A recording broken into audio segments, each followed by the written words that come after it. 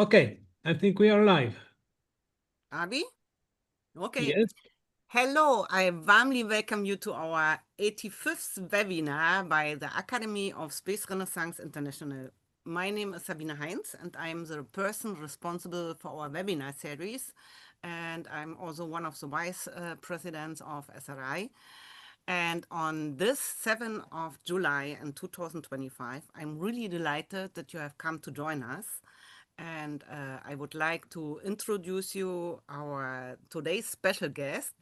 It's Dr. Maria Harney. Hello, Maria. Hello, everyone. Nice to meet everyone. I'm very excited to discuss with you our today's subject. And thank you so much for your welcomes, Adriano and Sabine. Yes, it's a Yeah. pleasure for us to have you here.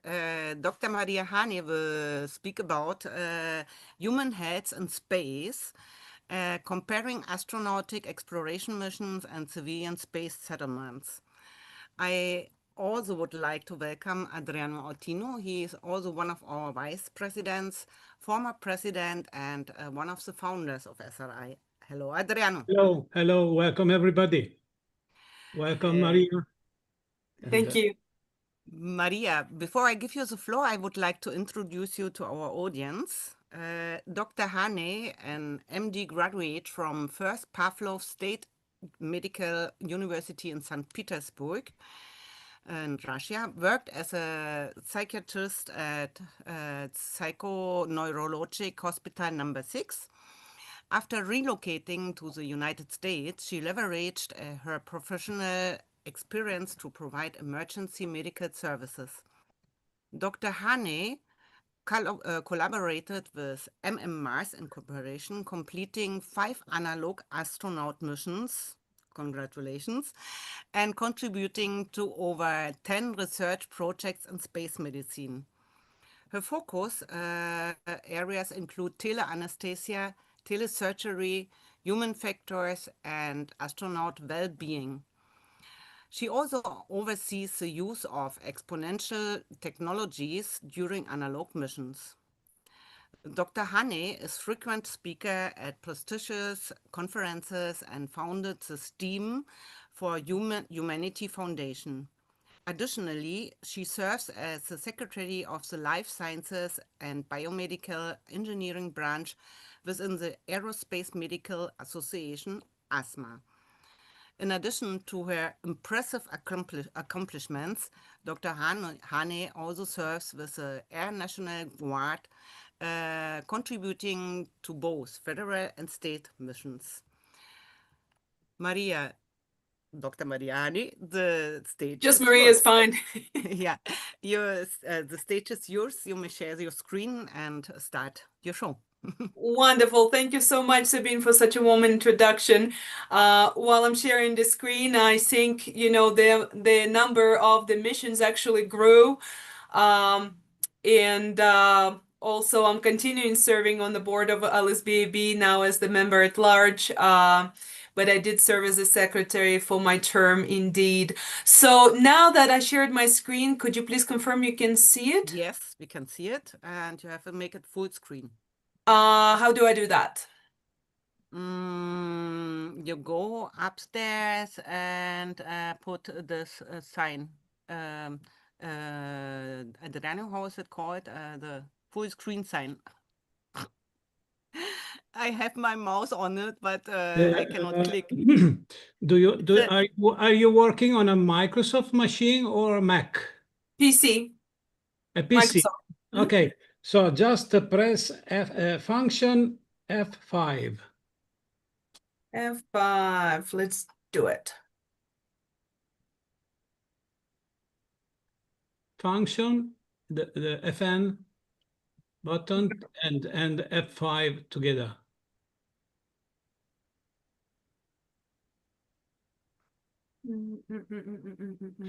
But that is not PowerPoint.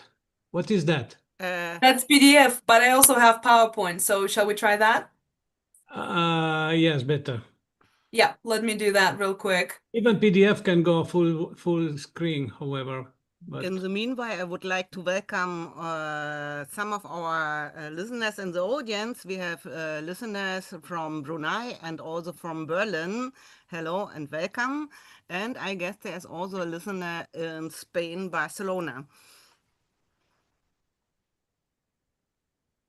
Will I be able to interact with our audience as I present? After your talk, I will take the questions from the chat and forward it to you. Got And it. yes. Beautiful. So I now have Microsoft PowerPoint, so we're gonna see how that's gonna work. And let me share my screen yet one more time. Ooh, it doesn't want to open. Maybe the other one and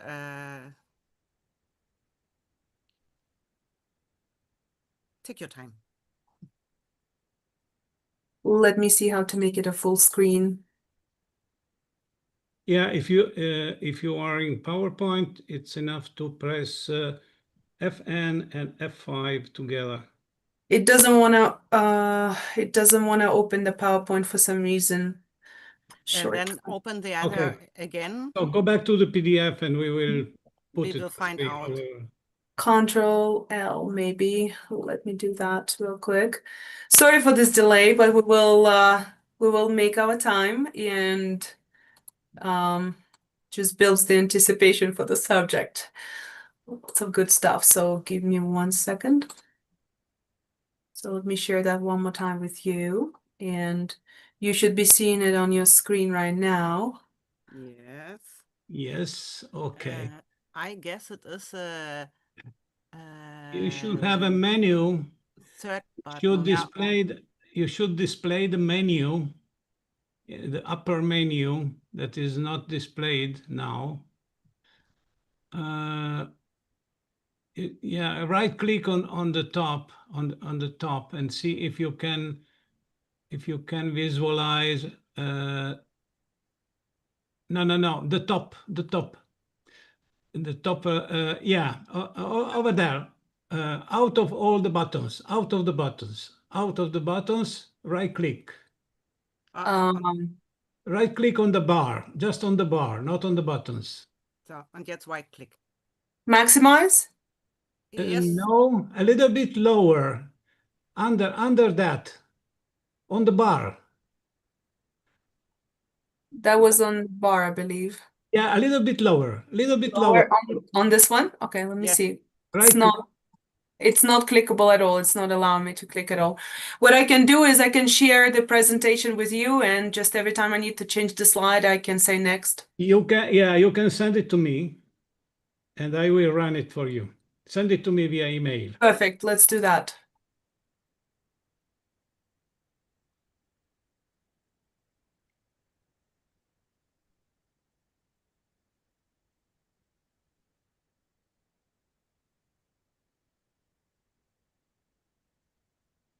In the meanwhile, I will build a bridge and explain what an analog mission is for people who are here and don't know what it is to be in an analog and space habitat. It means it's an analog world, analog to an habitat on the moon or like ISS. And you have the same conditions except zero gravity. So to give you an impression what she was doing during her missions, and you have it, you got it? Did you send it? Yep, should be in your inbox. Let me check if it arrived.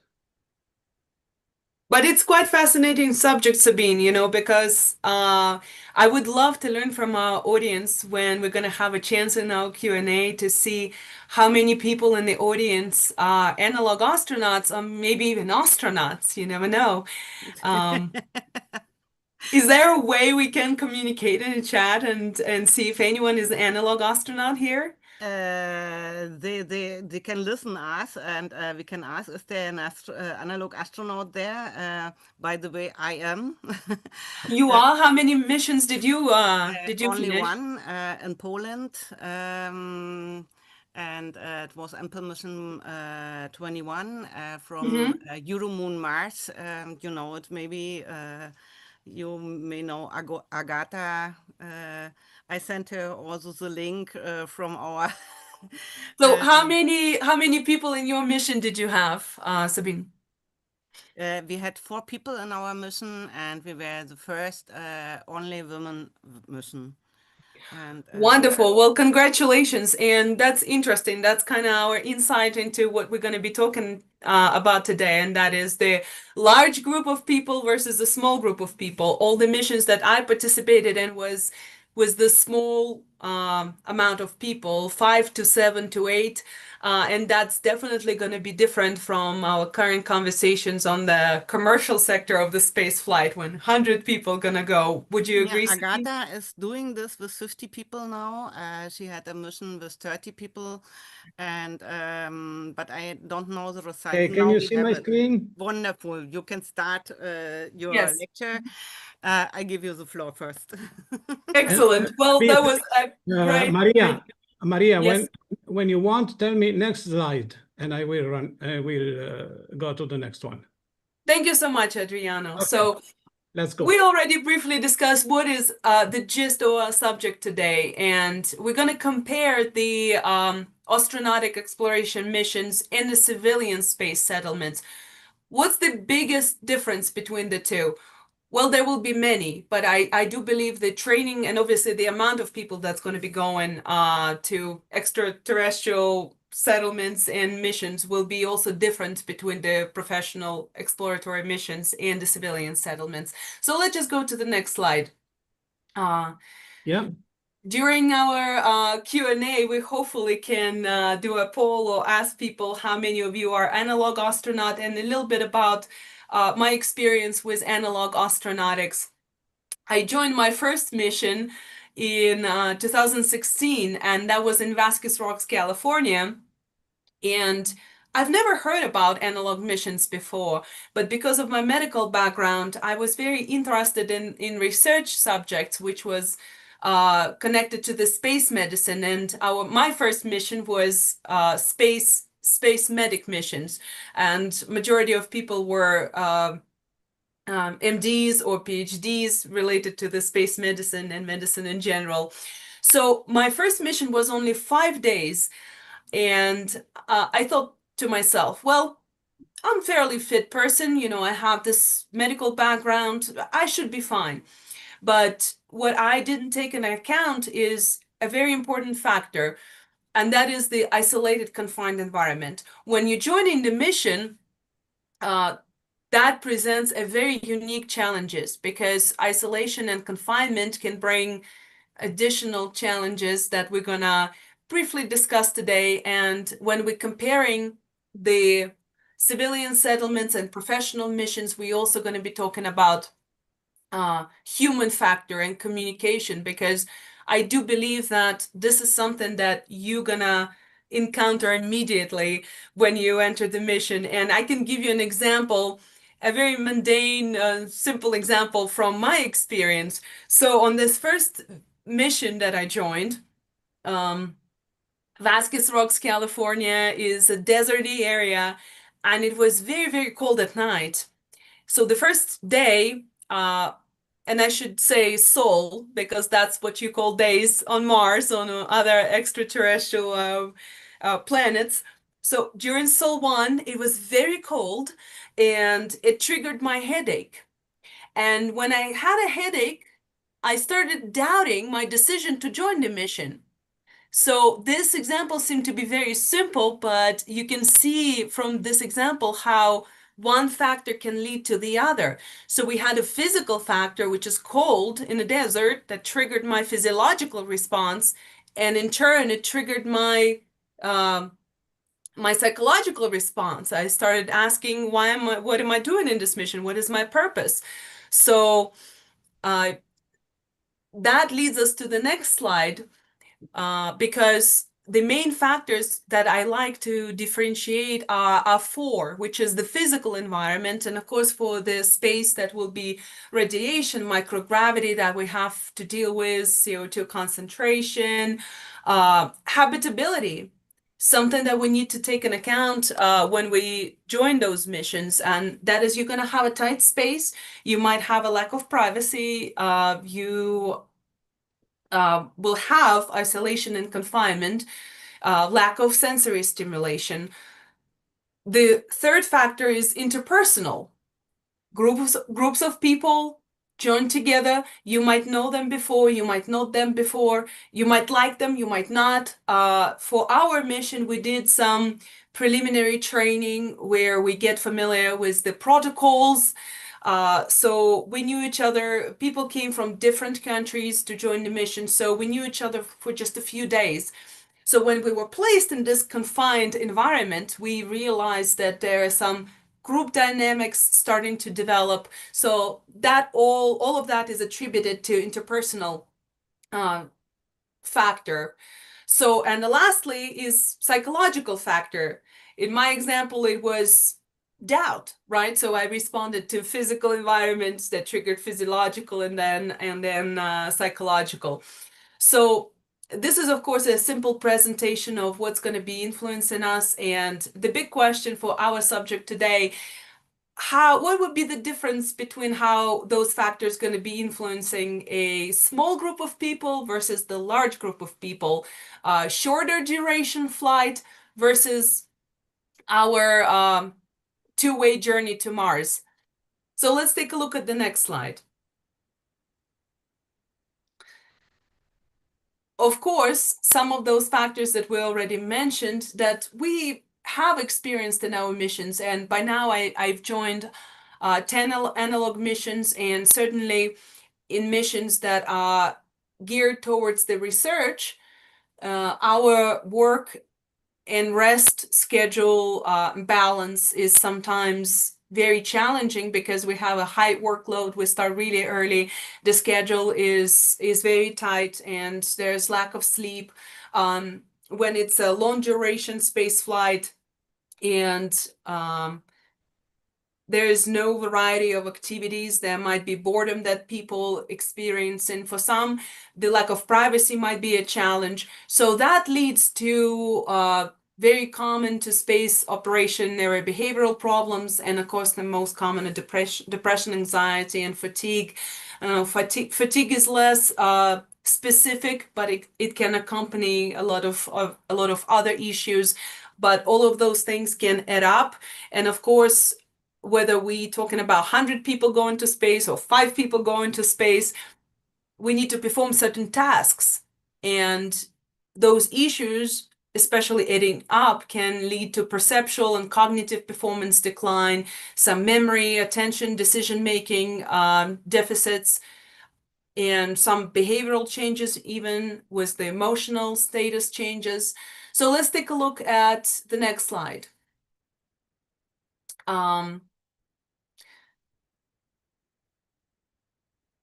It's very interesting because we have to understand that when we go into space, it's not a very friendly environment for us. And I do believe that when we talk about the long duration space flight, when we talk about going to Mars and back, we talk about also medical emergencies that's going to be necessarily happening. And I want to give you an example of the NASA research that estimated that for a crew of just 6 astronauts embarking on a journey to Mars, let's say, the likelihood of significant health issues, significant emergency, or major equipment failure is relatively high. So we at least should expect one such accident if we talk about just 6 people on board. But imagine we're taking 100 people on board. I mean, certainly will increase the likelihood that we're going to have more failures and emergencies. So here I just wanted to bring you a small piece of history, and that is connected to the first flight, which was done by Yuri Gagarin in 1961. And the flight was short. It was only 108 minutes. Right now, in comparison, we're talking about 3 years to go back and forth to Mars. even before this first flight happened, the American Journal of Psychiatry already recognized there might be some psychological challenges for us to go to space. And they mentioned the separation anxiety. They mentioned it in 1959, 2 years before the flight. What is it? The temptation to escape through suicide into oblivion may be accompanied by an urge to destroy the space vehicle and the rest of the crew. Well, that's certainly not a good news, especially if we go in deep space and encountering difficulties, on many levels, and encountering many factors that we have discussed. So let's go to the next slide, please. For certain, we could say that the factors that influence in us on our journey, whether short or long, will be very similar. But how they're going to be influencing civilian settlements versus the professional space flights. We're going to look today at several core subjects, which is purpose and duration of the missions, ownership and accessibility, training, preparation, resources. We're gonna pay special attention to the social and cultural aspects and dynamics. And of course, we have to look at the health subjects as well in conjunction with the human factor. We're going to touch base on legal and ethical aspects, which of course is interconnected with all those factors. Let's take a look at the next slide, please. So the first aspect we're going to look at is mission objective and preparation. For that, the purpose of missions can be scientific exploration or a long-term habitation. And civilian space settlements, when we talk about them, we do mean to talk about the long-term human presence that is beyond Earth. We need to aim for self-sufficiency and sustainable ecosystems when we talk about the civilian space settlements. The astronautic exploration missions, on the other hand, will be a little bit shorter, perhaps. For example, ISS stays or lunar landings. And like in our case for analog missions, they were focused primarily on the scientific research or technology testing. And I'm gonna show you a couple of examples from our missions of such testing that actually was brought to ISS later on. So for the training, there will be some differences as well. For example, for our analog missions, we had to do a few days of protocol familiarization and preparation, being familiar with certain procedures, especially because our mission was geared towards the medical aspect. For people who are going to settle beyond Earth, the big question is, what amount of training is really sufficient? Because we need to think about that. The children might go, population that is aging might also go, the level of training of people also will vary. So we're going to discuss this aspect a little bit more in detail at a later slides as well. So in terms of the specialization, we also determined that smaller crews gonna go possibly shorter duration for right now and gonna be more specialized. For the larger crews, the mission objectives can be broader. So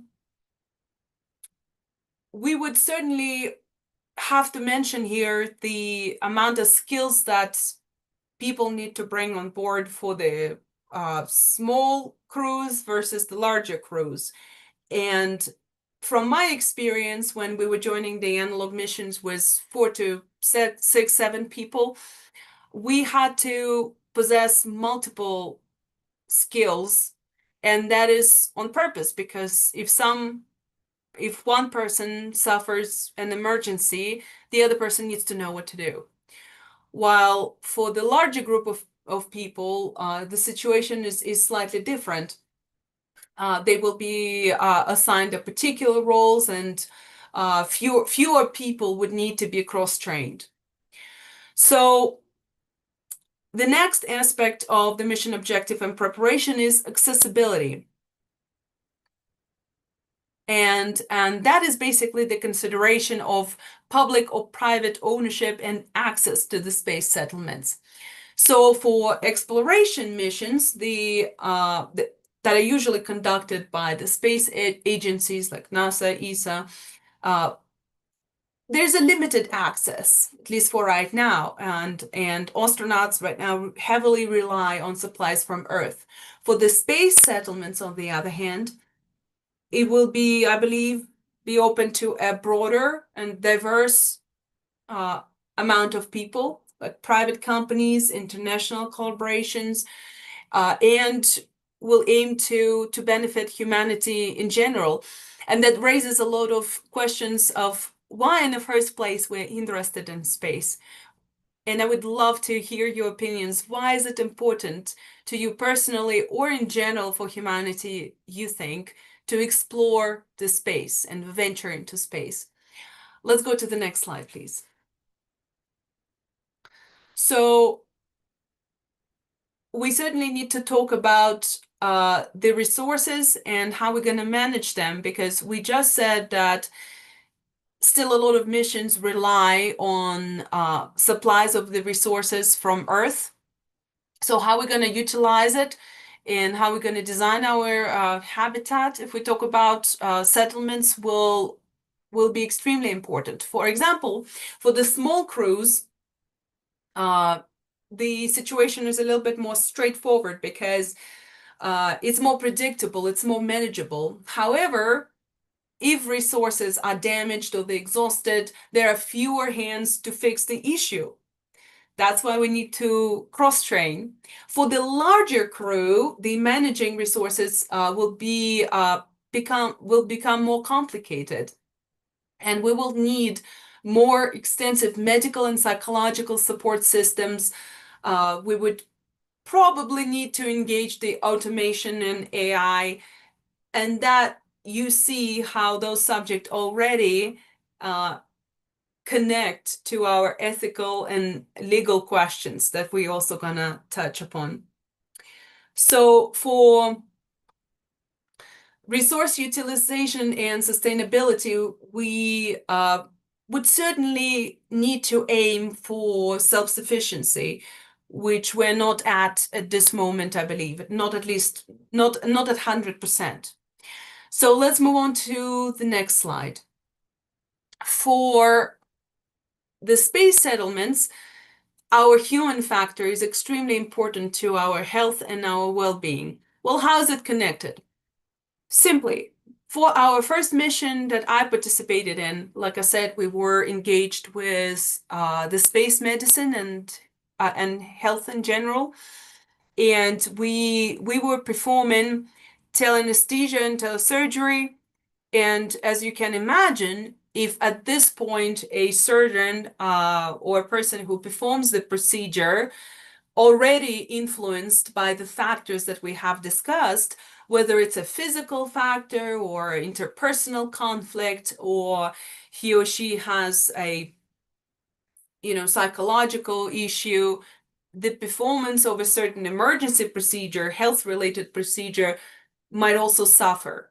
So we need to look at this issue together. So for the health and medical support, for the small crews, in smaller crews, the astronauts must be prepared to handle a wide range of medical issues with minimal external support. And telemedicine can play a huge role in this regard, but because the immediate expertise and resources might be limited, a few years ago, we developed an application that is assisting with telemedicine, and we were focusing on psychology and psychiatry for the settlements, you know, that don't have the access direct communication to Earth, which of course we know the communication going to Mars will be delayed in terms of time. So what can we say about the physical and mental health when we talk about the larger crews? I believe that for the larger crews, we likely would need to include the dedicated medical staff, or at least specialized personnel with medical expertise. And we have to think about the well-equipped medical facility on our spacecraft. And the question here is, can we address at least majority of potential major medical emergencies that can occur on our trip? So again, in this regard, the telemedicine will be extremely important to implement. Let's go to the next slide, please. So I wanted to show you a few examples from our missions. Here we do, on the lower left corner, you see it was a fantastic day where we implemented the protocols of search and rescue of the lost astronaut. We brought him back on board of the spacecraft using robotics and our special team that went out to do a search and rescue during our EVA, extravehicular activity. And then we performed tele-anesthesia and telesurgery. That was within the MMAARS company with whom I did several missions. And here on the picture, you also see 3D printer, and all our surgical tools were 3D printed. Also, you see on this picture the vapor jet, which is 3D printed anesthesia device that's been used and tested on ISS, and we also brought it to our mission. So on the top, you'll see the implementation of the other exponential technologies, which is VR, AR, and we used many techniques to mitigate psychological factors using this technology.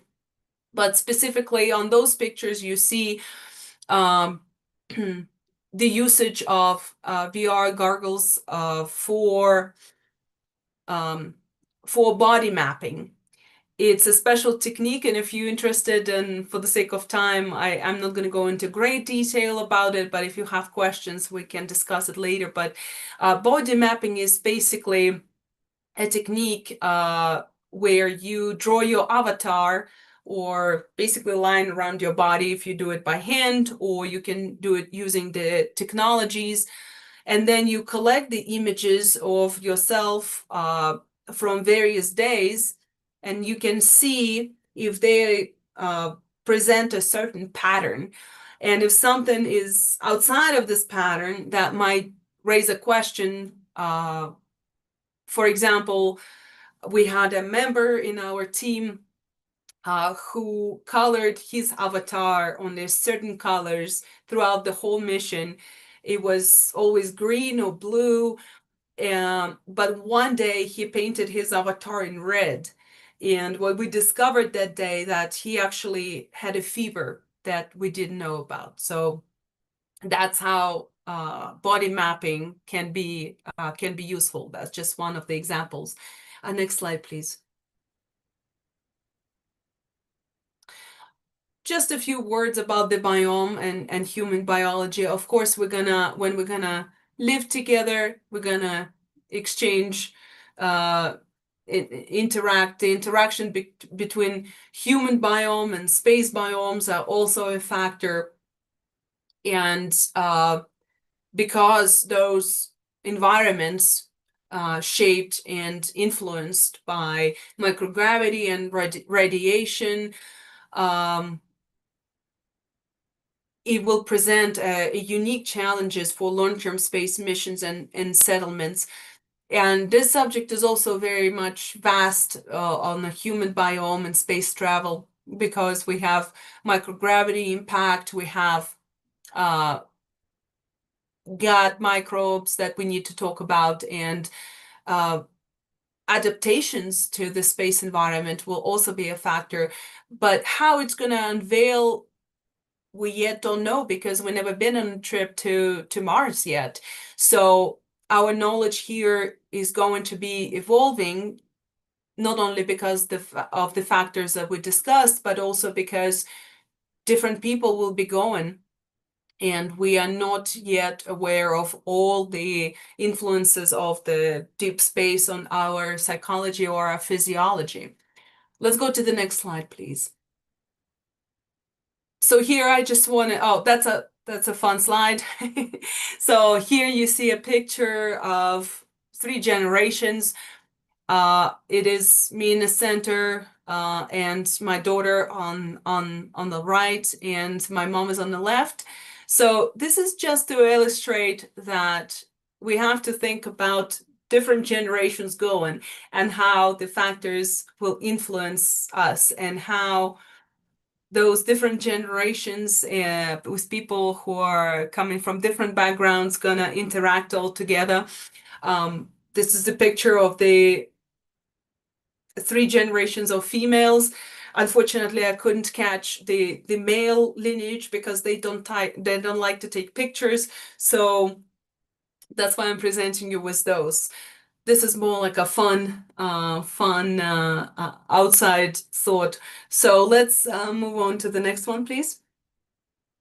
So I further want to take a deeper dive into the social dynamics and communication, because from my experience, I can say that even on the first day of the mission, you start to see how this environment influencing not only you, but the group dynamic.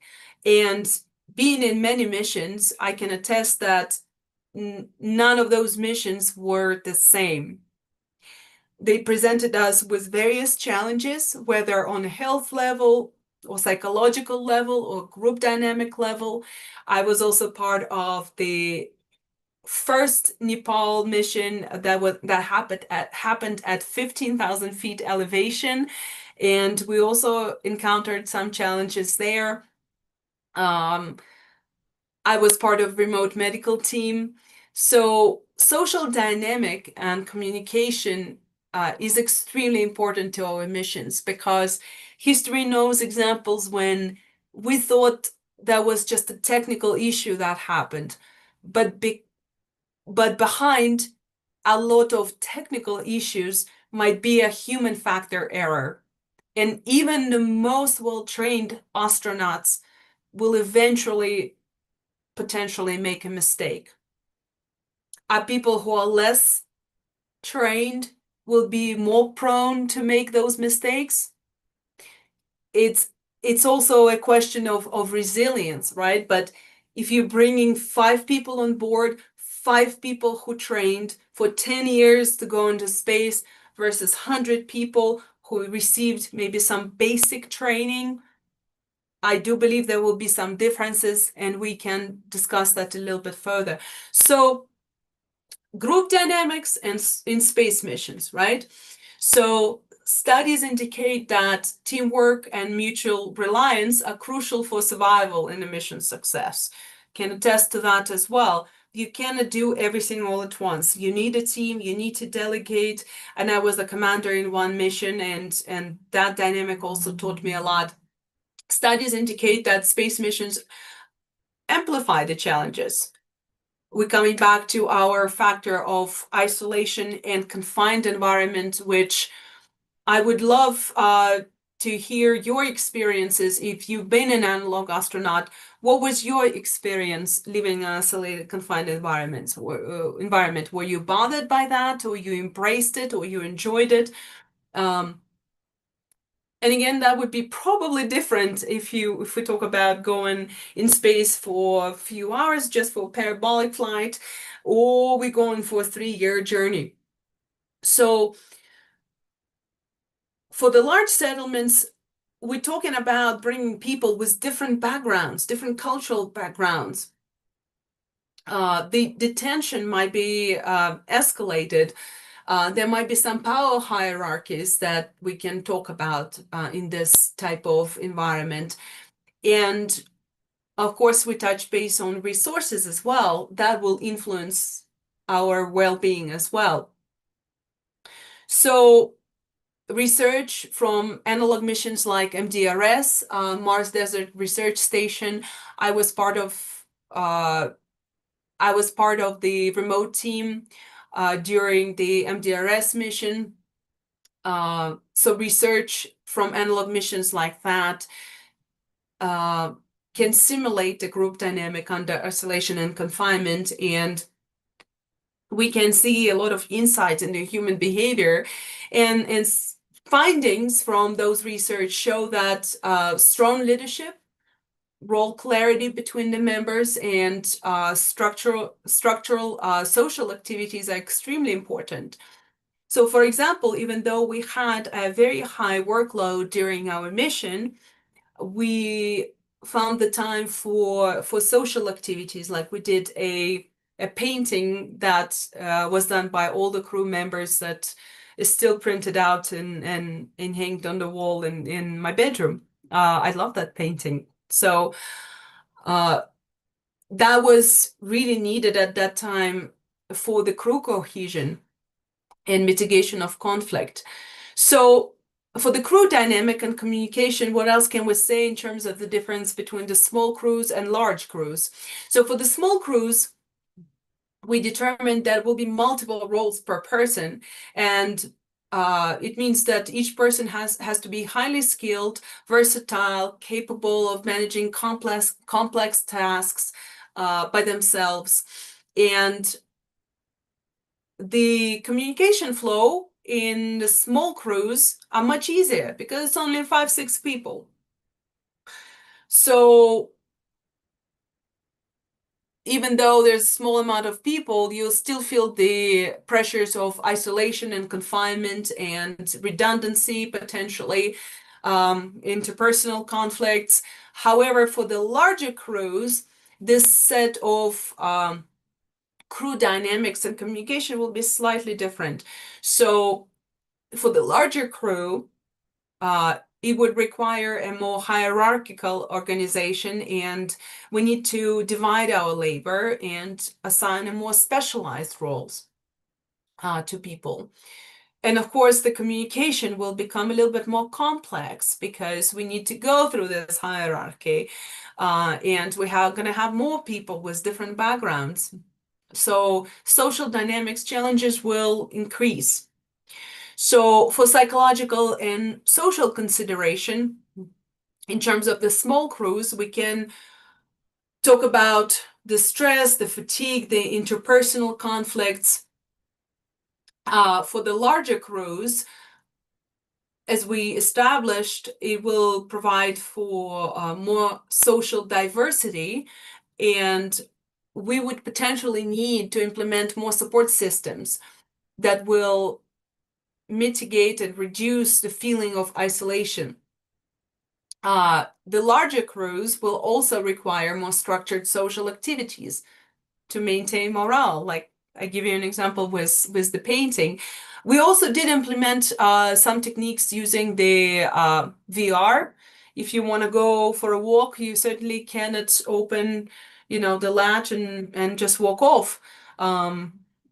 Something that the Journal of Psychiatry predicted even before the first space flight, as we recall. But what we can do is we can use the VR and we can go for a walk in the forest, just putting the goggles. So in large crews, there will be certainly a diversity in the backgrounds of people who are on board, and diversity in skills. And in my opinion, it can be a double-edged sword, because yes, it's great to have people who have diverse skills, but sometimes it can lead to a higher tensions in terms of the differences in our culture and background. And for that matter, I would like to spend some time discussing the human factor and the social interaction and communication. Let's go on to the next slide, please. So as we establish, the way we think and we communicate is extremely important, because our language forming our thought, and our thought is shaping our culture and our values, and from there we can say what's important to us and what's not important. So altogether, those things form our decision making and how we connect to others. So you would need to click on the left because it's interactive slide. So you gotta make some clicks, Adriano. There we go. So, and you can also click on the left as well, on the right. Perfect. So I wanted to share with you the work of Edward Hall. He talks about the high context cultures versus the low context cultures. Why we're looking at that? Because that will give us a perspective and understanding of whom are we talking to find a better way, to find the way to communicate, to resolve the issues. So for the high context culture, communication is indirect. It relies on the nonverbal cues and the context. Example of such cultures can be Japanese or Arab or Southern European cultures. In this case, the ethical decisions are often made with the context of maintaining relationship and social expectations. Well, that's very different from the low context cultures, where communication is explicit and direct, with little reliance on the context outside of the message itself. American culture will be an example. The ethical decision in the low context cultures are typically based on the clear rules, laws, or individual freedoms. Let's go to the next slide, please.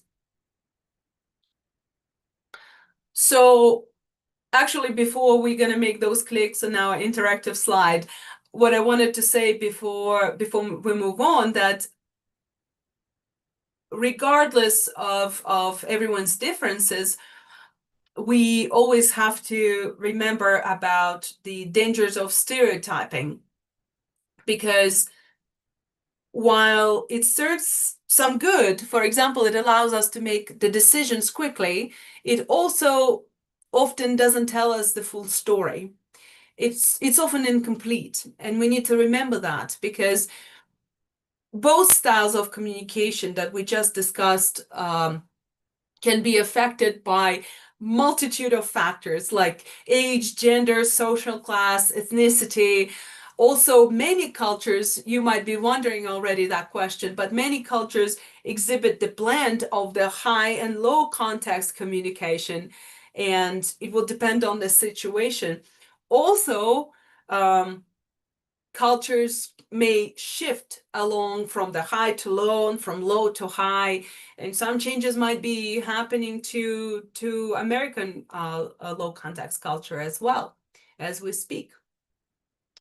So it is important for us to be culturally aware of where we stand, again, to better our communication. So the slide that you're looking at right now is just another fun slide for you to contemplate on, and we can discuss later. And that is, we shall ask ourselves, is morality universal or always culturally predetermined? And it's an interesting question, because you may ask, why the subject even matter? Well, moral disagreements drive, unfortunately, many social and political conflicts. We certainly can think about the 20th century conflicts that stand out in the Second World War. Certainly, might not be directly relevant to our short duration space flights, but again, when we're going to talk about multiple years and settlements that are meant for life, we unfortunately will be encountering those issues. So another reason to explore the nature of morality, whether it's universal or culturally predetermined or both, is because it, I believe, will help us to coexist better together. So for the universal morality, we certainly can think of Plato and Aristotle, and there are a lot of proponents of cultural relativism, but the question is, can they harmoniously coexist? So let's take a look at the next slide. I think that the ethical standards certainly evolve based on culture and history and society, meaning that what is considered moral can differ across time and space and different locations, and who is truly to judge what is right and wrong. So I wanted to give you, can you click under the Herman's cultural relativism? There you go. So, and you also can click Adriano on the right. So here I wanted to show you the illusion, very famous illusion, you've probably seen 100 times, illusion my wife and my mother-in-law. And I would love to know what you see, and we can discuss it after the presentation. Did you see an old woman, or you seen a young woman? It's an optical illusion, and different people see different images, young or older woman. Several studies here conclude that own age biases exist, because younger people tend to see a younger woman, and older people can see an older woman. This optical illusion is for us here to use only as a metaphor, and that is a metaphor of our perception, because we realize that different perceptions can lead to forming different values. So if we see a young versus old woman, different perception, formulation of different value, different communication styles, and finally, different decision-making process, which again, extremely important in an analog mission and missions alike, whether small or large crews or settlements. So let's make it a little bit more fun. Let's go to the next slide. We're going to talk about the decision making here. So what's happening on this slide is we're adding a little bit of a complexity to our decision making and bringing the ethical aspect. And of course, it is a high stakes scenario here. Imagine the situation. Our spaceship is in trouble. And you have to make a decision whether you're going to be saving your wife or your mother-in-law, or for you ladies, of course, your husband or your father-in-law, or even your father. So which one are you going to choose? Each of you can answer that on your own, but again, I would love to hear your opinions in the end of the presentation. Believe it or not, it may be culturally predetermined, because again, predetermined, perhaps not the precise word. It can be some cultures will prioritize a certain decision making because of the values that's been formed. For example, in a low context culture, a lot of people choose to save a spouse because it reflects more individualistic approaches. However, in a high context cultures, they're choosing to save one mother-in-law or a parent will be a no-brainer. If you're further interested in exploring the cultural differences and the values that the culture forms, I encourage you to look at the Hofstede system. Can you please move to the next slide, Adriano? And yeah, so Hofstede's system is very interesting. Professor Gert Hofstede conducted one of the most comprehensive studies on how values in the workplace are influenced by culture. So it's a fascinating exploration that you can play with on your own, because you can compare different countries. You can go to the browser and type in this link, or you can simply type in Hofstede system, and I will leave you the reference of it in the end of the presentation. And you can input different countries which you want to compare in terms of the values and the cultural aspect, and this diagram will be generated. Here, for simplicity or the case study, I'm presenting you the Russia versus United States. And you can see that, for example, power distance is really high. Russia is in orange and United States is in gray. So you see that power distance and uncertainty avoidance are really high in Russian culture, is determined by Professor Hofstede. However, indulgence and motivation towards achievement is higher in United States culture. So this is just one of the examples of differences in cultural approaches between the countries. So let's go to the next slide. So we already saw a little bit, we already had a little bit of insight into those ethical dilemmas that we might have when we play the scenario of how we need to decide whom we're going to save. Shall we have this high-stake emergency scenario? To continue that thought, the ethics is certainly connected to the legal aspects. And what do we have for right now in terms of the legality of it all? Who owns lunar or Martian land? Certainly, you know, a few years ago or even earlier, you saw some posts online where you could purchase a nice piece of land on Mars. And gosh, I was very tempted to do so. I thought it was such a fun idea. But then I stopped myself thinking, well, if I purchase my land on Mars, how am I actually going to travel there? That's a big one, right? Because coming back to the idea of accessibility, I would love to build my house on the moon, but how do I get there? And how am I going to make sure that the borders of my property are not violated? So legality of it all is still will be developing in the nearest future, because the settlements will be raising the questions of the jurisdiction, property claims, governance, and no one can own the moon or Mars or any other celestial body because of international agreements. And probably the most famous one is the Outer Space Treaty of 1967, which is a primary legal framework that governs the activities in space. And you can look up the further major points on this treaty. It's also fascinating in regards to the subjects of the legality and ethical things, issues. So you see how the ethics of our travel to space can be connected to the legal aspects,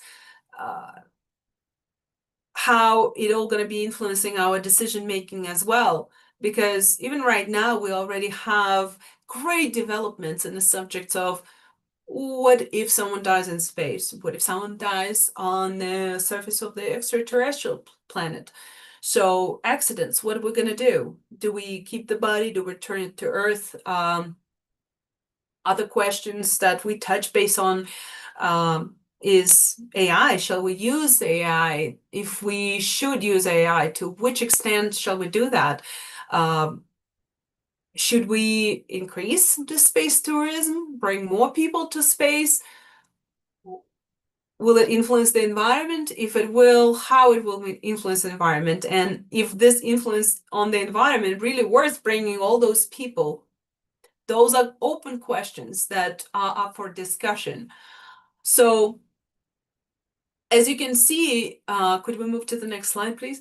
Those factors are connected because technology supports our biological needs. We're going to have some life support in the medical facility.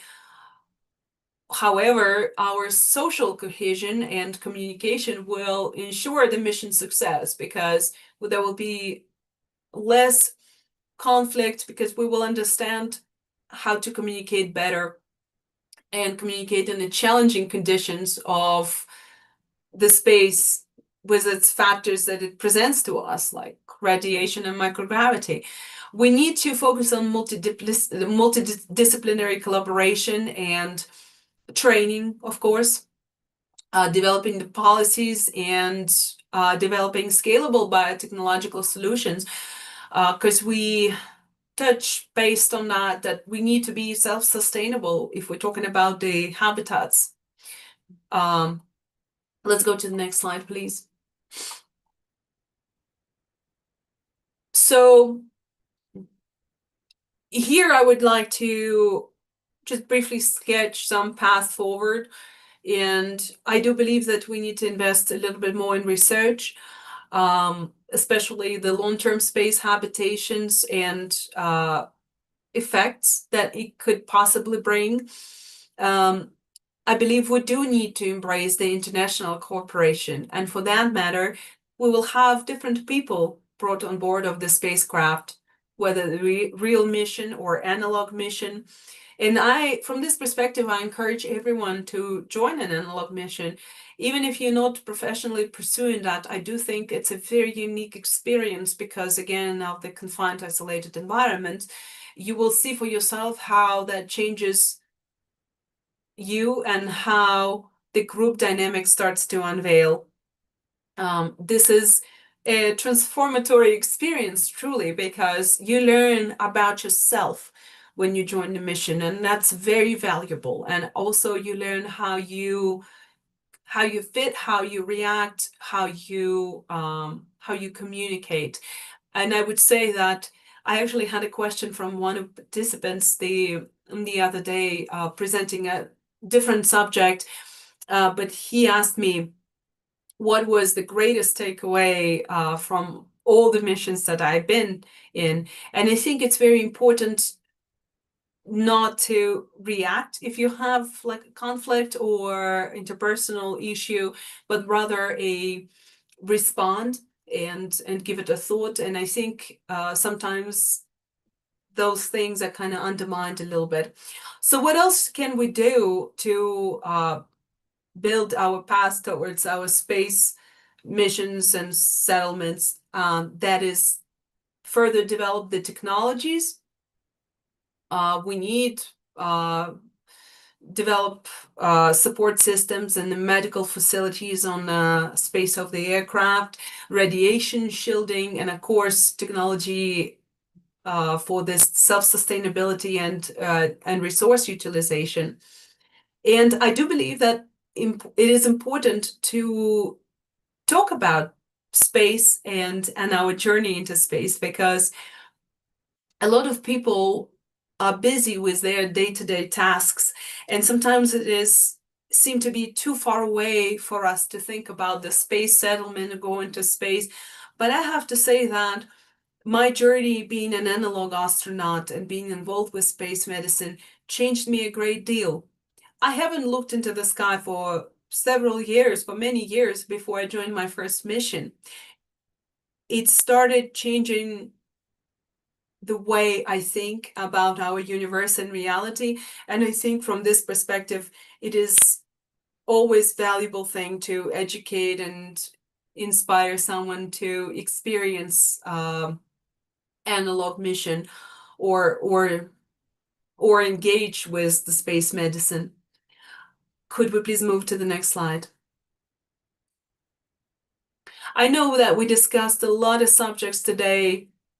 We learned a lot of lessons, and I think the main lesson is we need to develop the strategies for maintaining our well-being, and we need to learn a little bit more about the cultural backgrounds and ethical aspects and legality, and understand the interplay between all those factors as well. There are many questions to ask. What's going to happen if the first baby is born in space? What's going to happen if my grandma goes to space with me?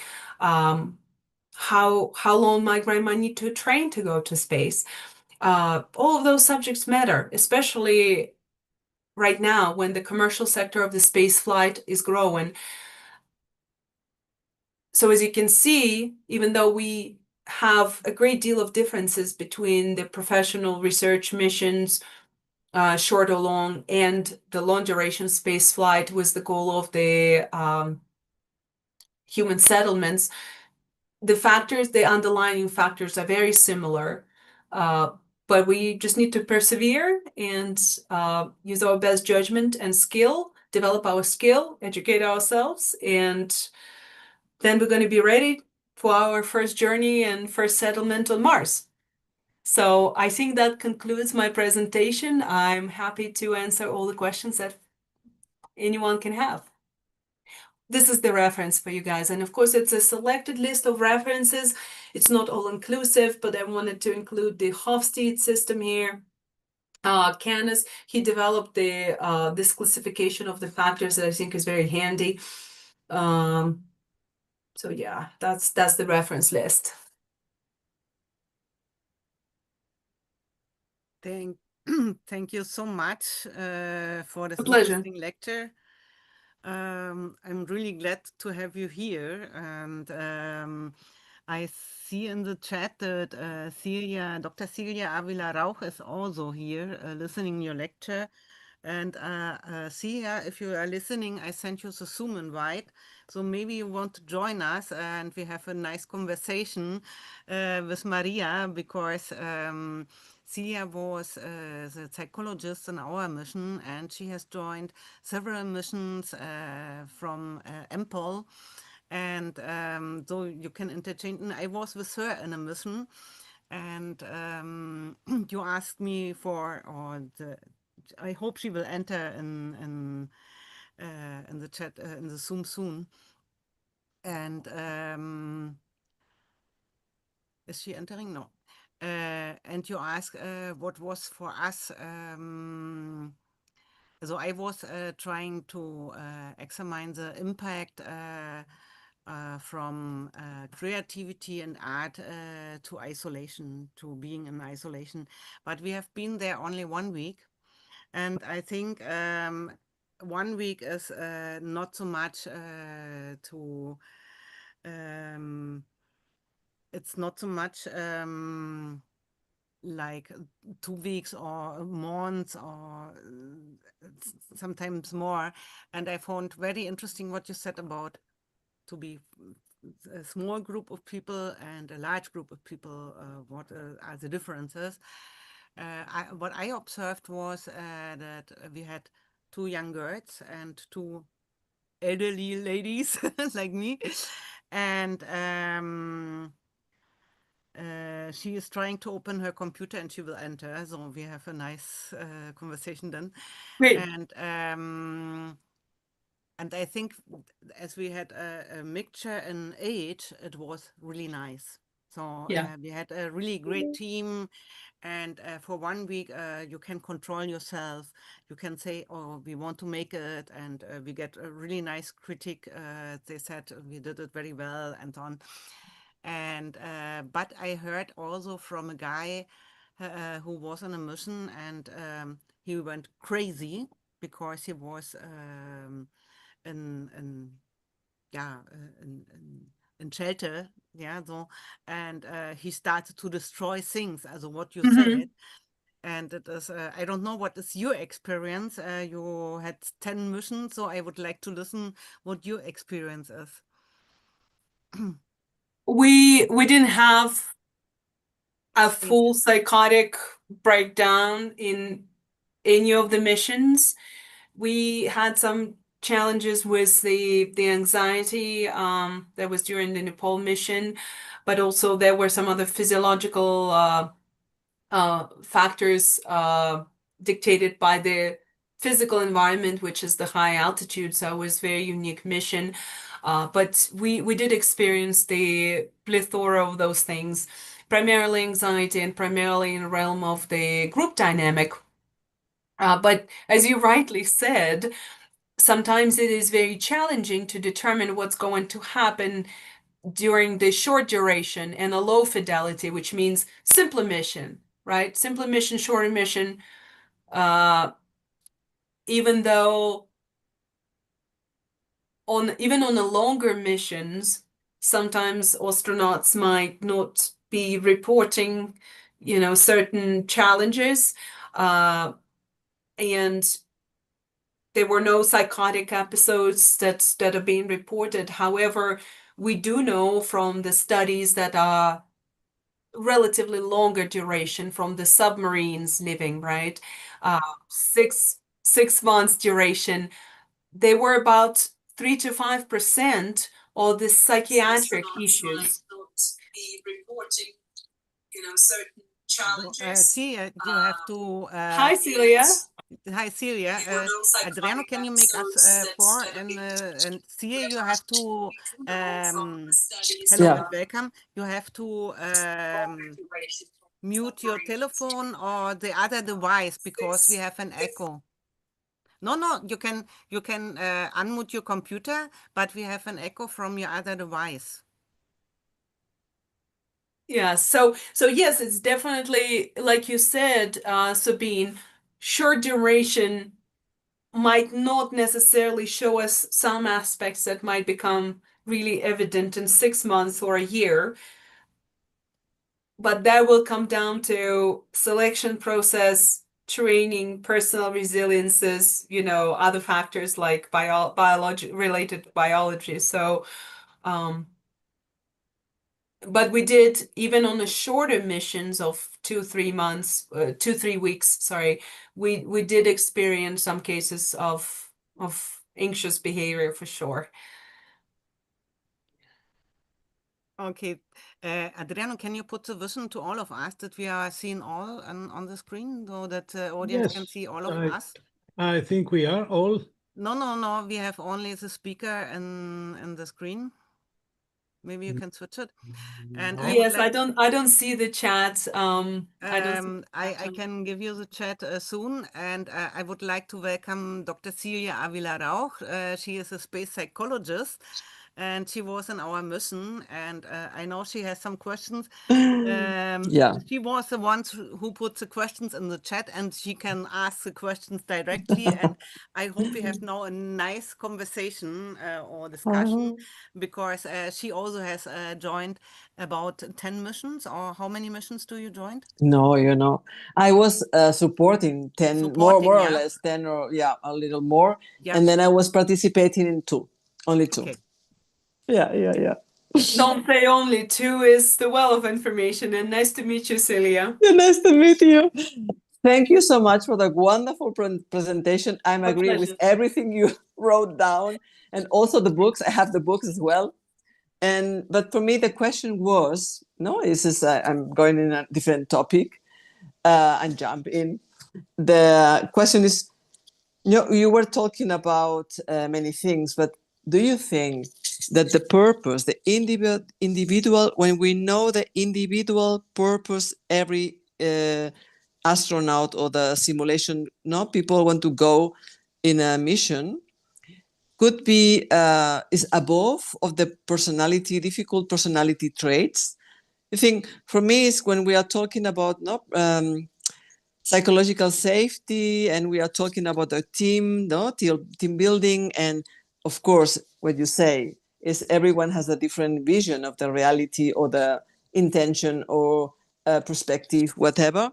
But do you think if everyone knows what is the individual purpose, why I'm going there, could help then that some problems could solve very quickly? For example. If I'm sorry, you wanted to No. I was thinking, okay, we can go. No, we want to go. No, we want to go. No, maybe we have to go to Mars. No, for example, we have. But the point is, if you are going in a mission, is because you have a purpose, individual purpose, and then you have a team. But every individual person is not that we are going to a camping place and we have fun. This is something that every one individual has an intention there, or a job or a project, and then we need to be together, we need to solve things together. I think this is amazing, and I love it what you say, everything, because at some point everybody has the rules are very important. But my question is like this: do you think when every everybody's aware about the purpose, and then we can share better, and our traits can be mild, also can be light. Or yeah, what do you think? Celia, I think you are spot on, because I can only talk about my experience, right? Because I can only talk about my experience, because that's exactly what happened in the first mission, because I didn't know what to expect, and I came Yeah. in Yeah. having an idea that I didn't have an idea it's going to be easy or a camping trip, right? So I knew it's going to be presented with certain challenges, but I wasn't sure what are we pursuing as a team.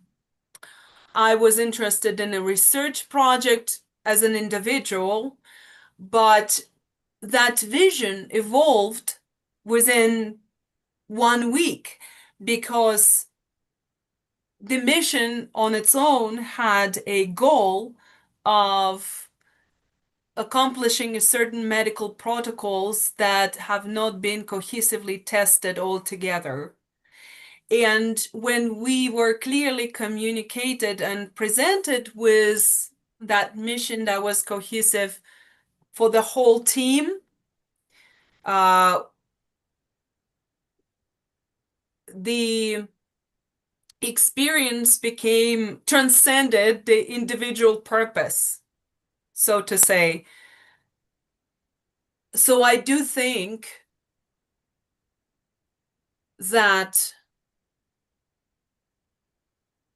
it's very important to find your own place within the team. And certainly before you go into analog mission, or a mission, you have an assigned role, right? You're whether executive officer or health officer, or you green hab officer, whatever that might be, you know your role, but I think you can raise above it as you work within the team and you find your place and you contributing to the team. You can raise above your individual stuff, and I think, or individual interest versus, accomplishing the group mission. But for that, you need a great leader to lead it all, and you need a clear communication, and you do need a motivation from each individual for sure, because if someone just doesn't want to do the way things need to be done, regardless of all the techniques applied, this is where the issue can arise, right? I don't know if I answered your question. Yes, of course. Yes, of course, of course. I And would like yeah, I would like to take one thing from the chat. Magdalena Domagalska is noting she totally agrees with Dr. Maria Harney that such an analog mission can be widened, and also as a possibility to now one in an extreme situation, but without the danger of real space. And she thinks it is a great idea to have this. You can see the chats. I can see the chat now. Yes, Yeah, thank you. yeah, genau. And you see the rest is from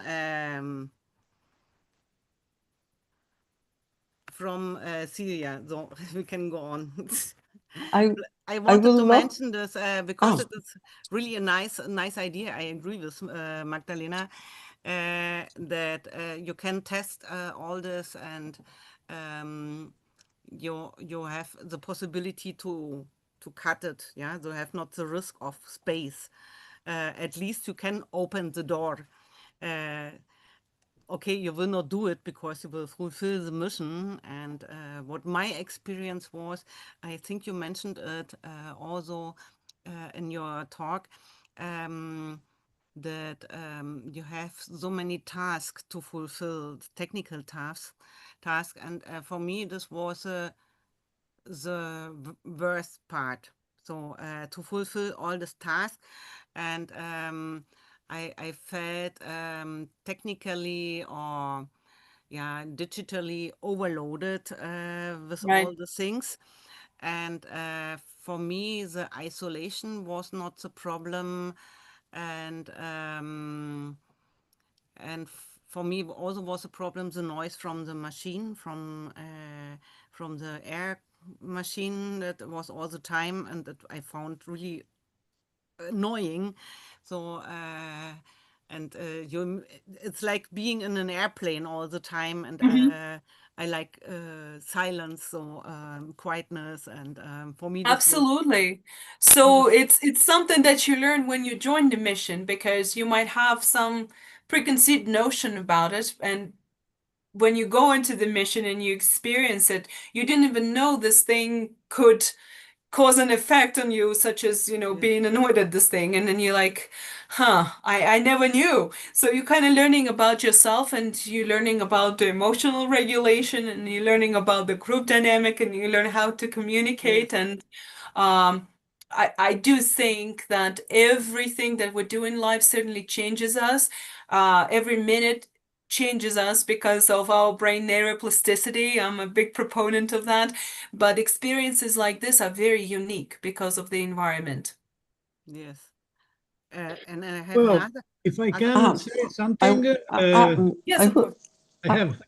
I would love to add also Sorry, sorry. the Go ahead, art, Celia. let's say no? you Go ask ahead. Because one question. I wanted to say with the art, with no Sabine, no, she brought us a different purpose, and then for us was a regulation. This the art that we are. No, everybody was busy with the technique, with noise, with whatever, and their own project. But then we have this time with creativity, and I think this is also for our brain and to be together. No, I think was really amazing. Yeah.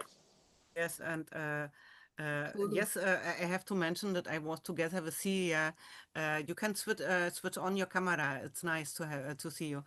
Uh, I was together with Celia in a mission, and this was really nice to have a psychologist in our mission.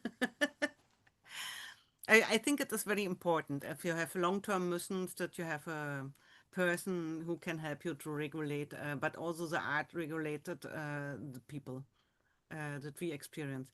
Well, Adriano, you wanted to ask a question, yes, don't no, you? I understand it. This is a normal social dynamic. It's very hard for a one only man with three women to try to say a word. Okay, however, okay, just a few things that came up to my mind during your wonderful, really beautiful presentation.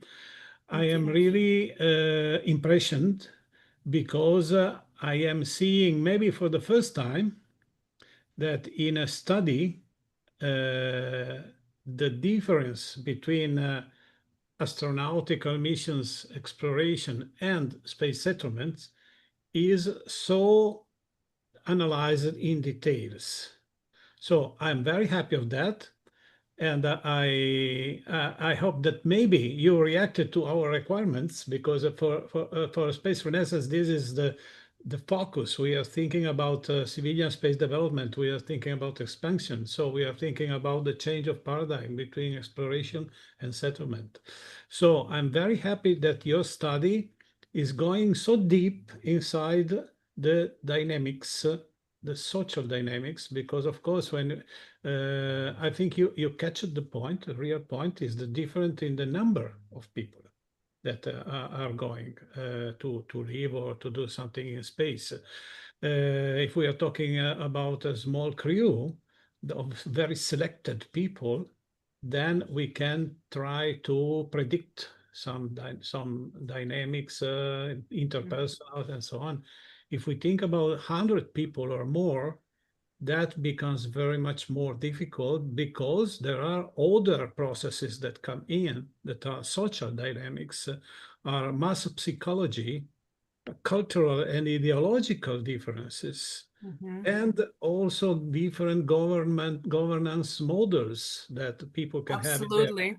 political agendas and so on, more liberal or more coercive or more socialist or more liberal, more free market and so on. So all of these things comes in.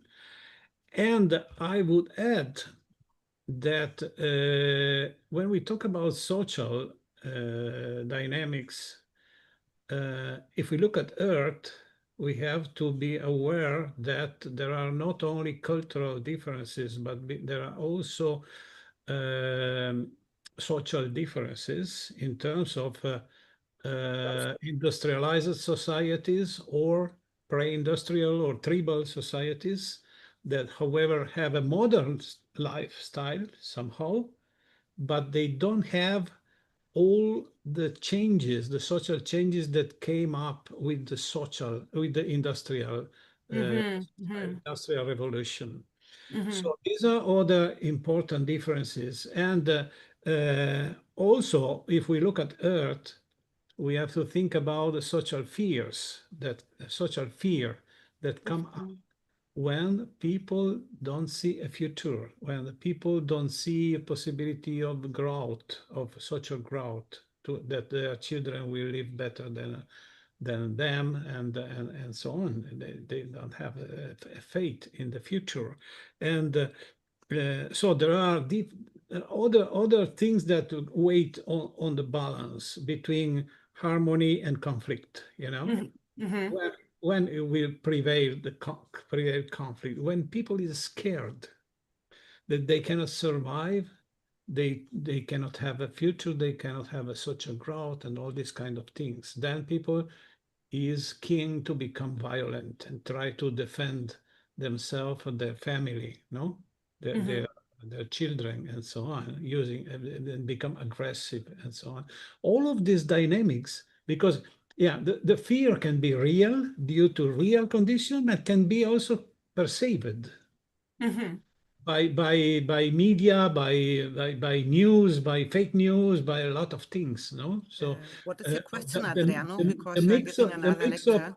The mix of real condition and perceived condition make really a very difficult situation to be analyzed. So I come to what is my Yes. main question. What can we do?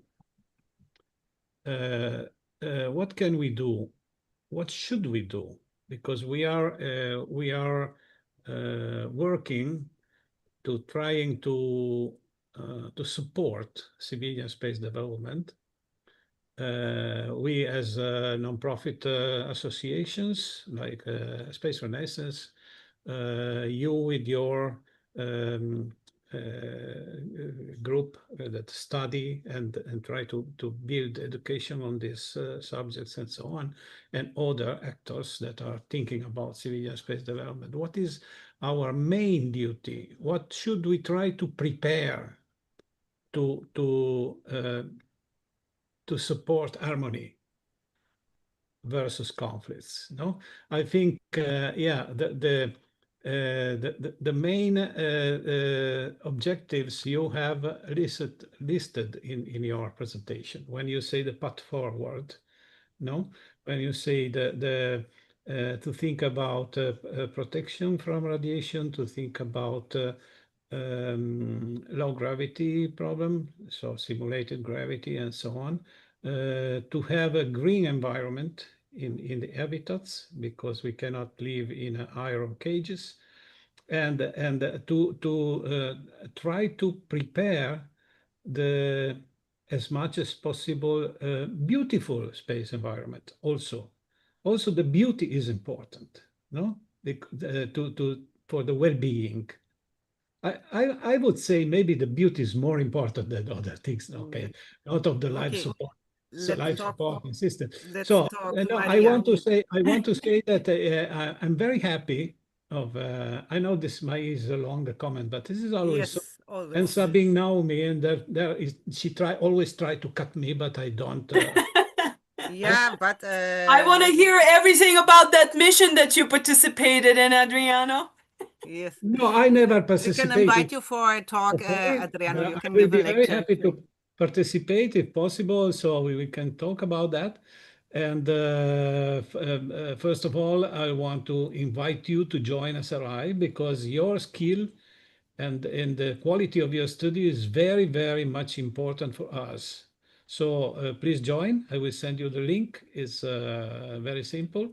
And we are just in this day restructuring our committees in order to make easier to work on our papers that we are trying to develop and everything, participating to IAC and everything what we do. So okay, so Okay. I don't know if you identified some questions in my comment. I would be happy to hear. Adriano, first and foremost, well, thank you so much for your kind words and thank you for the invitation. Please do share the link. How many hours do I have to answer Adriano's question?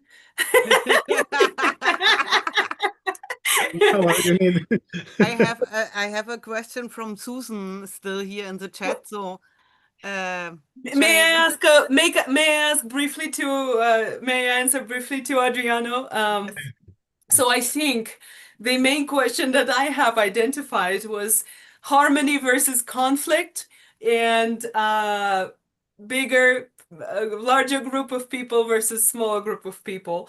I think that harmony versus conflict is a very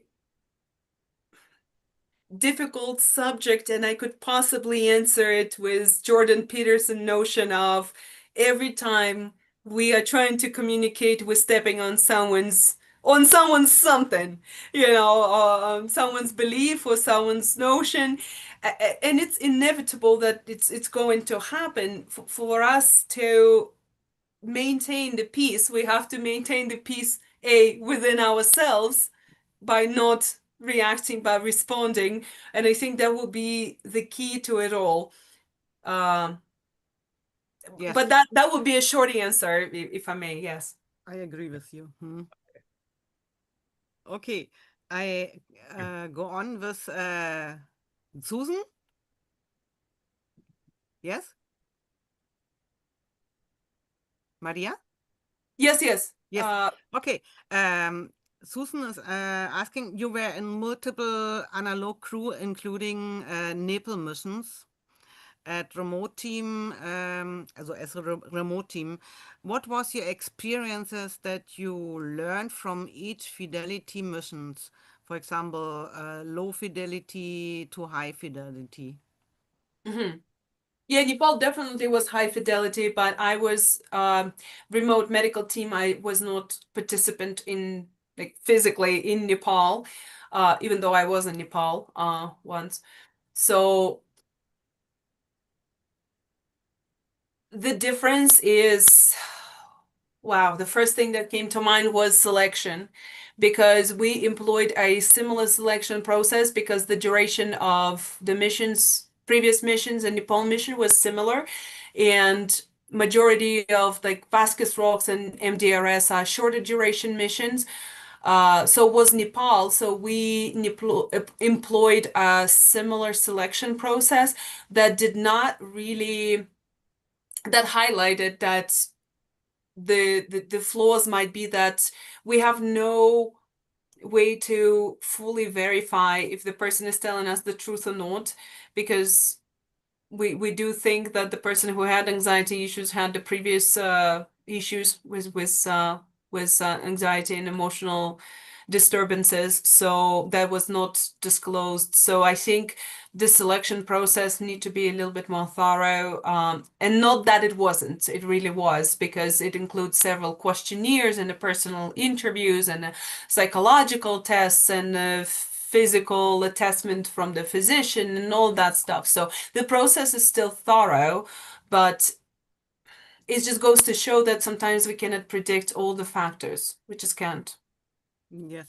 So selection and training, I would say possibly is the biggest one. I have a question. How is your selection process? And see, you wanted to add something to this? Yeah, I think, I'm sorry, I don't want to interrupt you, but the question for me is maybe what you say before is we have to select maybe to avoid the pathology, but normally we will be everyone together in the space, no, or in Mars or the moon. You cannot select everyone, say you are perfect, because everyone can bring something in the group, no? I think the selection has to be more accurate in the sense of pathology, but otherwise you can select many people because this is the real training. I don't know what you mean. What do you think? What do you think about it, Maria? I cannot. If I'm understanding you correctly, Celia, Yeah. I think we need to start with definition of perfect. Yes. But It's not perfect. Yeah, this is the question. Is everybody has to be there, and then in the selection, maybe it's not the selection to avoid everyone, is more how to integrate everyone in the group. This is what I mean. I think we have to go back to actually our today's subject, and that is, are we going Yes. to the moon to investigate something? And there are four of us going, and we trained, or everyone's going. Yeah. Are people going on This is Mars? what you said before. Yeah. I think the selection has to be different for this group of people. I mean, we cannot prepare every single person on Earth, you know, and make them train for 10 years, which can't, right?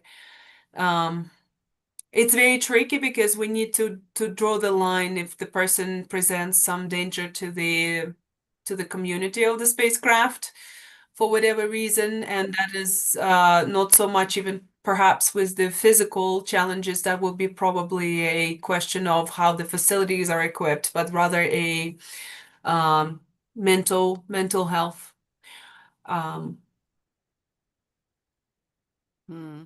That would be kind of my brief answer, because so unknown. We haven't had 100 people go in deep space, did we? And you know, I'm waiting for this first movie, you know, The Murder on Mars. I know I'm going at dark subjects, but this is gonna happen. The death will happen. The baby will be born. The unsolicited baby will be born. You know, but things gonna happen because of our human nature. And kind of get me to the subject of, you know, my mind is now kind of flows in this interesting subject. Yes. It's a evening filling topic. I agree with you, and I was talking with Sia about this. And if you see people who are going to into space have to be people who are really powerful and willingful and resilient and what so on. And but this also they have to have qualities, leader qualities, but this implies also that you have a big egos, and if big egos yeah, are gathering and müssen, I think it is a problem too, and long-term missions anyway. I think. Tia, what do you think, and what do you think, Maria? Celia, would you like to go first? I'm very short. I was, for this reason, I was my question before. No, if when we are, everyone is there, if you have a purpose, personal purpose, and you are aware of your purpose, you can probably adjust to the situation. But if only go for my pleasure, no, because we are discovering we need to work together. Not, I think that what you say before, not the sense of the team, the sense of rules, and we need to follow it because there are consequences, but then is a sense of community. No, I think the sense of community. If you are going only for your pleasure, it's not a community, it's not a sense of team, it's not a sense of safety or psychological safety. But the point is, you can be with 100 people, yes, but people need to be, has some characteristics or some traits that everyone can, I think more or less for me is how to communicate, no, how to receive and how to give. And I think this is probably that people need to be aware that we are in a very special situation and we need to work together because it's a new environment. I don't know. I full-heartedly agree with you. I do also think that the human factor sometimes shows us some pretty sides and not so pretty sides. So, an expectation that everyone's going to be compelled by the idea of the community or common mission when they're just hungry, angry, and run out of resources and so on annoys them very much, you know, is an assumption as well, because human nature is a human nature. We have good and bad and ugly and in between. In this regard, I think that approach that you proposing is good in a sense that it can keep the ego in check, which is certainly is very important. But how do we mitigate all the factors of every human being of this large crew that we're bringing on is probably the answer to that. Probably transhumanists will say, let's get rid of the human nature. I mean, let's just become, you know, a little bit of a cyborgs that will just get rid of a lot of things. But then, I mean, when the one human is still alive, someone will corrupt this thing, you know? Yeah, you're right. I don't know. What you mentioned, I think it's very, very important. The different culture, the different background, and what is unpolite in other cultures is for us is normal, and the directness. And I know German people are very direct, so they are so straight on. And I know you mentioned the United States. They told me they found it very unpolite at the first glance, so then they liked it somehow, but it leads also to the fact that I sometimes don't realize that I'm wrong or that I'm offending people because I'm so direct. Yeah, so then or I don't notice that it's not polite or whatever. Yeah, so yeah, it's interesting. Are there more questions? Adriano? Yes. Yes, one question, short question. No, okay, my computer decided to crash, and so I was out for Yes, I saw it, and I was minutes. astonished that you But came back. I'm happy that the meeting didn't crash. The meeting continued. Yeah, I was also astonished about this. That's a good thing.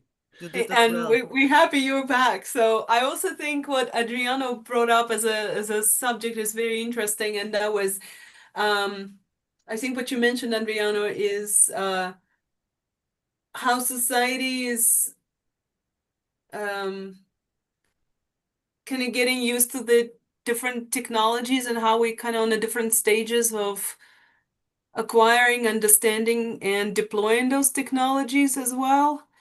Well, yeah, basically, I think that technology is a support for morality, not the reverse, because people think that technology is gone too much ahead and the morality is behind, is delay. I think that it's not true. It's quite the opposite. Technology support morality. And I think what we should do should be we should do our best to develop the very needed technologies to support civilian space development, because to start expanding is the solution for the problem of 8.5 billion people on this small planet. This is the solution. So our duty is to boost, to push for the development of the very needed technology that, in our opinion, they don't have enough priority so far. And so all the excellent object of your study, that is prepare the well-being for people in space, if I can summarize in this very, very short title, no? Preparing well-being for people in space. Everything that could favor harmony and not conflict. That is, allow people to stay well, to be comfortable, to have a space for stay together, and also space to stay alone. Because if you think about many people together in a however a small habitat, because we can make it very big, but it will always be small, because maybe people will. People could feel maybe not insulated, but too much crowded. So we also thinking about space habitats. We also need to think about enough space. No? We are in space, and we need, and we have space. So space is not a limit in space. We can make habitat big enough to allow people to stay together and also to stay alone when they like more. So I think it's a wonderful summation of our today's conversation. We are in space. Let's gain peace and and continue our journey. But yes. I would like to contradict I do not agree that technology supports morality. Of course it does. Of course it does. No. Just think about that. I'm sorry. I am making a very crude comparison. But Wait.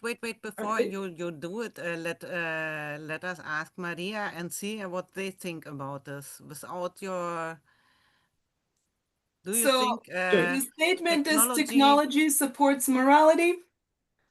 yes, Support morality. I think so, because if you think about the different societies, the pre-industrial society, what is normal and moral in the pre-industrial society for us is a bad thing.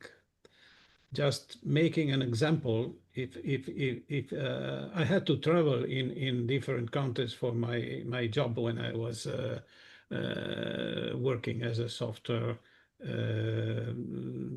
small entrepreneur in software. And I saw that in the pre-industrial countries where the survival is not assured.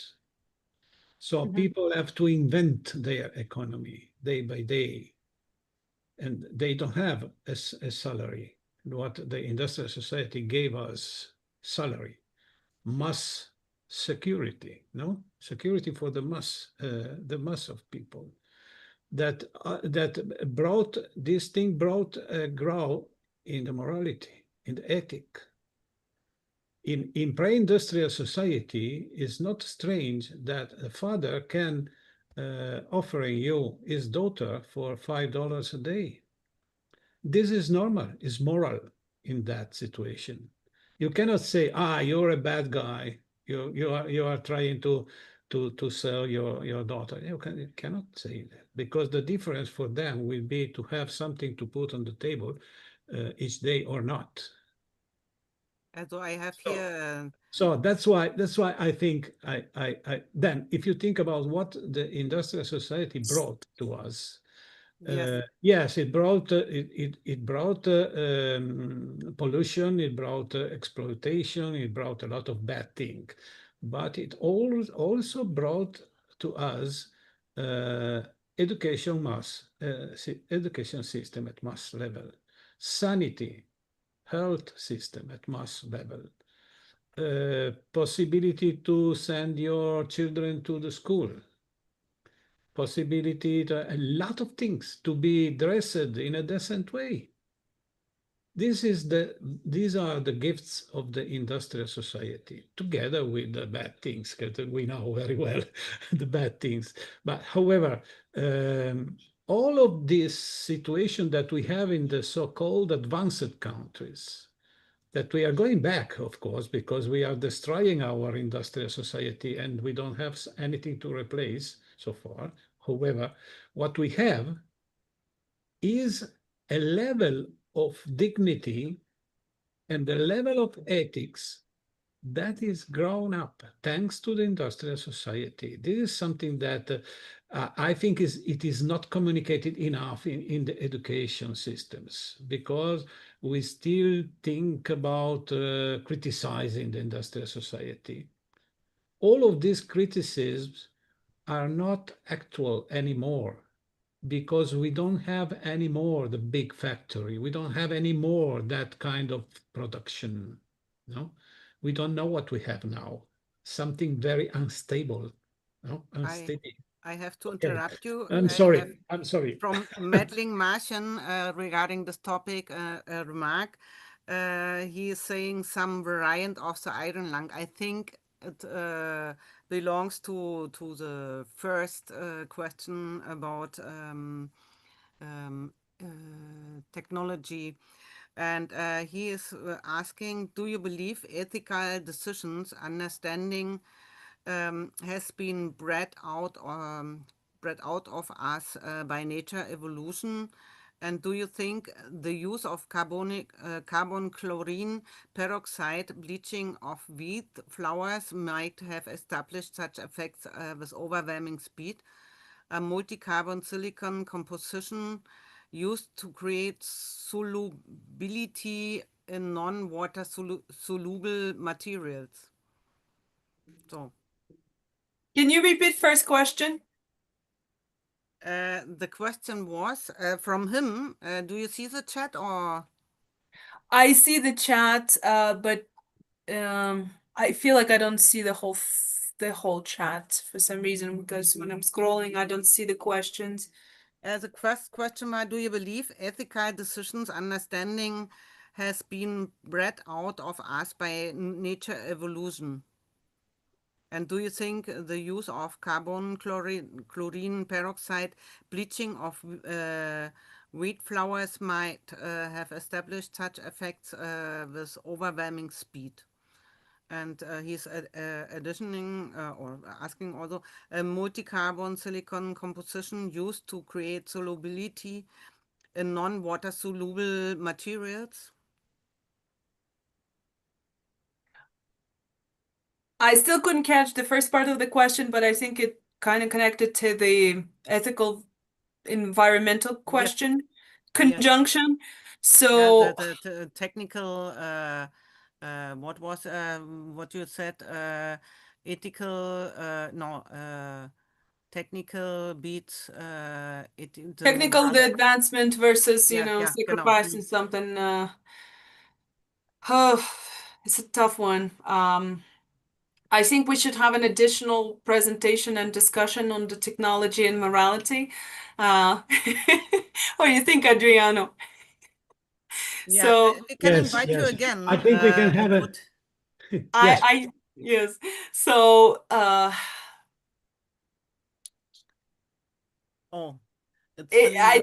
don't think that those subjects are black and white. We absolutely have to restrict that, not to sacrifice that. We need to assess it. If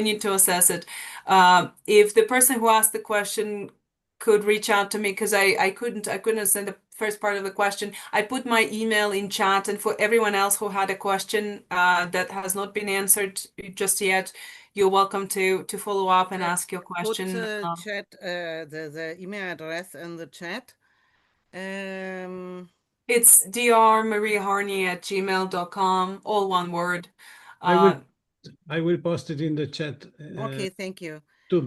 While you are doing this, I would like to close this, and I would like to invite you again, Maria. Thank you very much. I think we worked on our next presentation a little bit. We're going to continue discussing the morality I would love to and do technology. a mission with MMAARS, but yeah, I cannot afford it. But I thank you so much for being here. It was really interesting. Thank you, Celia, for being here with us. Well, thank you for Maria. The presentation was amazing. Maybe you can interchange your addresses because you are working in the same field, and maybe it would be of interest. Maybe you can. I will send her an email. Yes. And you. That would be wonderful. Yes, thank you very much. I mean, technology supports morality. I don't have a really presentation worthy outline just yet. I do think that technology is reflection of our morality sometimes. Yes, I think it is an interesting topic, and we should think about that. I know it is very, very thought-provoking. So let's explore it next session we have.